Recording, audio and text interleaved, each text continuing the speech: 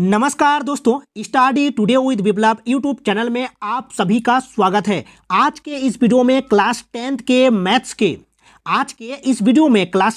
Maths के important 10 objective question को देखने वाले हैं जो कि आपके आने वाले वीकली टेस्ट के लिए अति महत्वपूर्ण होगा। इस वीडियो में सारे के सारे question exam point of view से काफ़ी ज़्यादा इंपॉर्टेंट है, आपके आने वाले वीकली टेस्ट के लिए अति महत्वपूर्ण होगा। वीडियो को अंत तक देखिएगा, वीडियो को लाइक करिएगा, वीडियो को दोस्तों में शेयर करिएगा। तो चलिए शुरू करते हैं।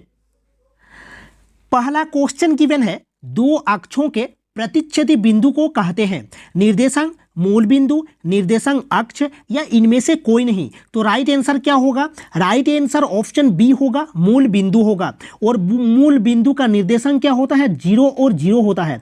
चलिए क्वेश्चन को थोड़ा डिस्कस कर लेते हैं। देखिए, एक होता है एक्स अक्ष होता है और दूसरा क्या होता है? वाई अक्ष। यानी कि जो ऊर्ध्वाधर होता है वो एक्स अक्ष होता है और जो खड़ी हुई रेखा होती है उसे वाई अक्ष कहा जाता है। तो दो अक्षों के जो प्रतिच्छेदी बिंदु होता है उसको मूल बिंदु कहा जाता है। उसको क्या कहा जाता है? मूल बिंदु कहा जाता है। और मूल बिंदु का जो निर्देशांक होता है वो 0 और 0 होता है, याद रखिएगा। तो ऑप्शन बी होगा राइट आंसर। चलिए नेक्स्ट क्वेश्चन को देखते हैं। क्वेश्चन नंबर 2 गिवन है, मूल बिंदु का निर्देशांक क्या है? यानी कि एक होता है एक्स अक्ष और एक होता है वाई अक्ष। तो उसके जो प्रतिच्छेद बिंदु होता है वो मूल बिंदु होता है, इसको मूल बिंदु कहा जाता है। और मूल बिंदु का जो निर्देशांक होता है वो 0 और 0 होता है, याद रखिएगा। मूल बिंदु का निर्देशांक 0 0 होता है, यानी कि ऑप्शन डी होगा राइट आंसर।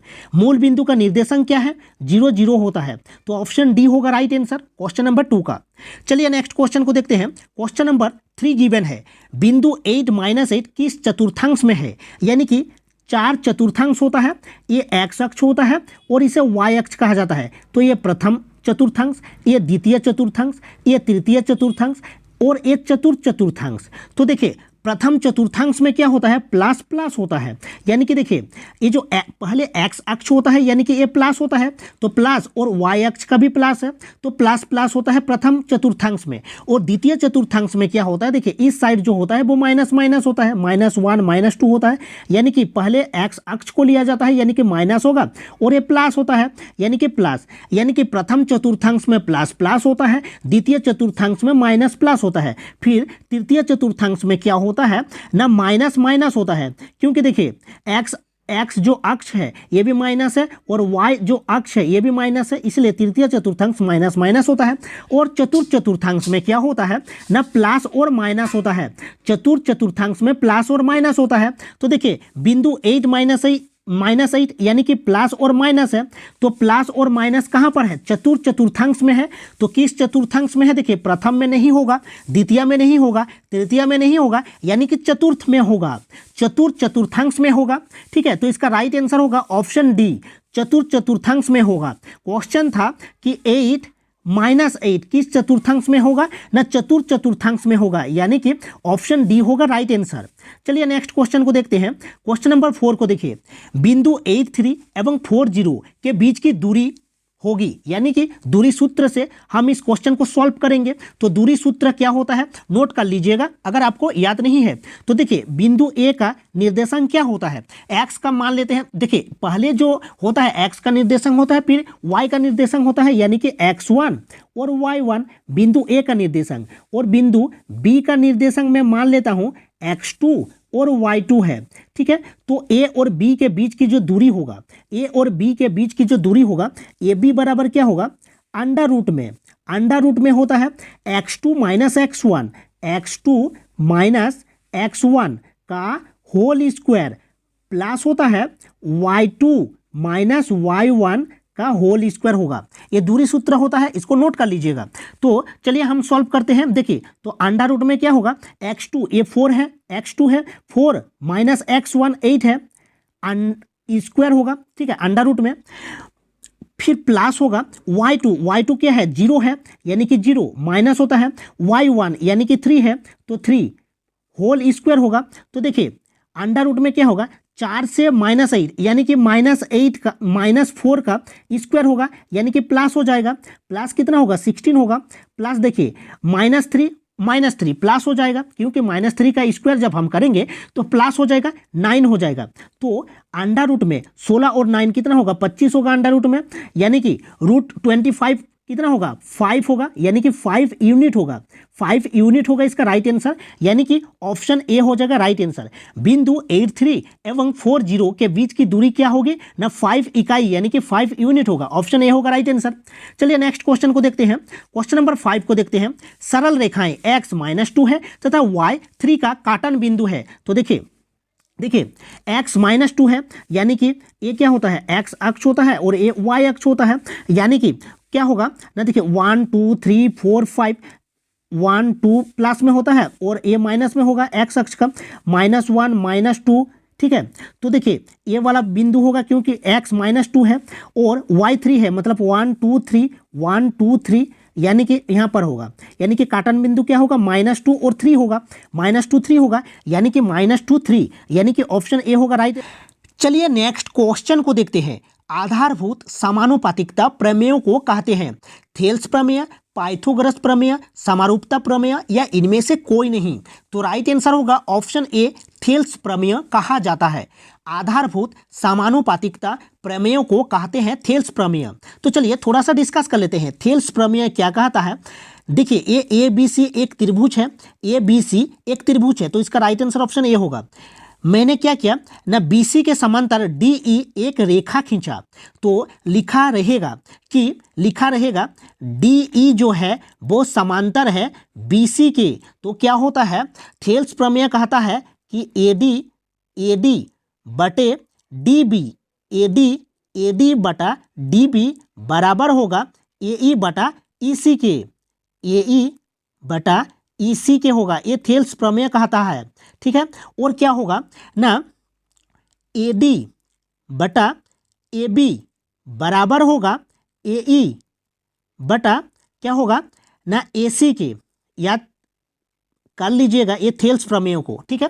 तो इसका राइट आंसर क्या होगा, थेल्स प्रमेय हो जाएगा। तो चलिए नेक्स्ट क्वेश्चन को देखते हैं, क्वेश्चन नंबर 7 को देखिए। समान भुजाओं वाले सभी बहुभुज समरूप होते हैं यदि उनकी संगत भुजाएं, देखिए समान भुजाओं वाले सभी बहुभुज समरूप होते हैं, समरूप यानी कि रूप जो है वो समान है, यदि उनकी संगत भुजाएं क्या होगी, समानुपाती हो, असमान हो, बराबर हो या इनमें से कोई नहीं। तो इसका राइट आंसर समानुपाती हो, ऑप्शन ए हो जाएगा राइट आंसर। समान भुजाओं वाले सभी बहुभुज समरूप होते हैं यदि उनकी संगत भुजाएं समानुपाती हो, तो ऑप्शन ए हो जाएगा राइट आंसर। चलिए नेक्स्ट क्वेश्चन को देखते हैं। नेक्स्ट क्वेश्चन है सभी वृत्त होते हैं सर्वंग सम, समरूप, दोनों, इनमें से कोई नहीं। तो चलिए डिस्कस कर लेते हैं सभी वृत्त। एक वृत्त खींचा जिसका त्रिज्या R1 है, दूसरा वृत्त खींचा जिसका त्रिज्या थोड़ा सा बड़ा है R2, और एक वृत्त खींचा जिसका त्रिज्या और बड़ा है R3, ठीक है। ध्यान से देखिएगा, ये जो त्रिज्या है R1 है, R2 है, R3 है, यानी कि त्रिज्या असमान है, लेकिन जो कोण होता है वो तो 360 डिग्री सभी में बराबर होता है, जो कोण होता है 360 डिग्री होगा और यहाँ पर भी 360 डिग्री का होता है। लेकिन जो त्रिज्या है वो असमान है, यानी कि देखिए रूप जो है वो बराबर है, लेकिन जो त्रिज्या है वो साइज जो है वो असमान है, यानी कि समरूप होगा। सर्वंग सम होता अगर त्रिज्या बराबर होता, लेकिन यहाँ पर देखिए त्रिज्या असमान है और कोण बराबर है, इसलिए समरूप होगा। तो सभी वृत्त होते हैं समरूप, ऑप्शन बी होगा राइट आंसर। तो चलिए नेक्स्ट क्वेश्चन को देखते हैं। क्वेश्चन नंबर 9 गिवन है। क्वेश्चन नंबर 9 गिवन है, देखिए त्रिभुज ABC में DE समांतर BC है जैसा आकृति में दिखाया गया है। तो चलिए आकृति को देखते हैं, ध्यान से देखिएगा। ये आकृति में दिखाया गया है कि DE जो है वो समांतर है BC के और एक त्रिभुज दिया गया है ABC। तो हमें पूछा गया है क्वेश्चन में पूछा गया है कि AD बटा DB बराबर क्या होगा। तो ये तो थेल्स प्रमेय से होगा, क्योंकि DE जो है वो समांतर है BC के, तो थेल्स प्रमेय होगा। थेल्स प्रमेय से क्या हो जाएगा, AD बटा DB बराबर होगा AE बटा EC, AE बटा EC के बराबर होगा। तो ध्यान से देखिएगा ऑप्शन को, क्या होगा, AD बटा DB बराबर AE बटा EC होगा। तो ऑप्शन को देखिए AE बटा EC, यानी कि ऑप्शन सी होगा राइट आंसर। क्या होगा, AD बटा देखिए आकृति को देखिए, AD बटा DB बराबर होगा AE बटा EC के, क्योंकि DE जो है वो समांतर है BC के थेल्स प्रमेय से। तो इसका राइट आंसर ऑप्शन सी होगा। ठीक है, तो चलिए नेक्स्ट क्वेश्चन को देखते हैं। अंतिम क्वेश्चन को देखिए, आकृति में P का मान होगा। हमें आकृति में P का मान क्या होगा हमें देखना है। तो आकृति को ध्यान से देखिएगा, जो आकृति दिया गया है इस आकृति को आप ध्यान से देखिएगा। तो चलिए हम इसको थोड़ा डिस्कस कर लेते हैं, ध्यान से समझिएगा। देखिए ध्यान से समझिएगा, यहाँ पर जो आकृति में दिया गया है, देखिए AD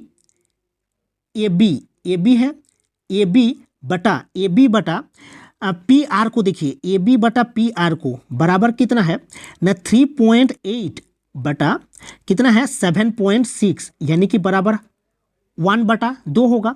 फिर ध्यान से देखिएगा, AC बटा PQ को देखिए, AC बटा PQ को देखिए, वो क्या है 3√3 है बटा PQ कितना है 6√3 है, यानी कि 1/2 है। देखिए फिर ध्यान से देखिएगा, BC बटा QR बराबर कितना 6/12, यानी कि 1/2 होगा। यानी कि यहाँ पर क्या है ना, यदि दो त्रिभुजों में एक त्रिभुज की भुजाएं दूसरे त्रिभुज की भुजाओं के समानुपाती हो तो इनके संगत कोण बराबर होते हैं। तो देखिए समानुपाती है ना, AB बटा PR बराबर AC बटा PQ बराबर BC बटा QR समानुपाती है। तो जो संगत कोण होगा वो क्या होगा, बराबर होगा। तो A का संगत कोण क्या होगा, देखिए A का संगत कोण P होगा, A का जो संगत कोण होगा वो P होगा, और C का संगत कोण Q होगा, और C का संगत कोण क्या होगा ना, सी ध्यान से समझिएगा। देखिए A का संगत कोण P होगा, A का संगत कोण P होगा, और B का संगत कोण R होगा। तो ध्यान से हमें पूछा है P का मान, यानी कि A और P संगत कोण होगा, तो P का मान कितना हो जाएगा 80 डिग्री हो जाएगा, क्योंकि A और P संगत कोण होगा तो 80 डिग्री हो जाएगा। तो ऑप्शन A हो जाएगा राइट आंसर। ध्यान से समझिएगा क्वेश्चन को, A जो हमें P का मान हमें निकालना था, तो P का संगत कोण क्या होगा, A होगा, यानी कि 80 डिग्री होगा इसका राइट आंसर। ऑप्शन A होगा राइट आंसर। आई होप आपको वीडियो अच्छा लगा है। वीडियो को लाइक करिएगा और दोस्तों में शेयर करिएगा। मिलते हैं नेक्स्ट वीडियो में। Thank you.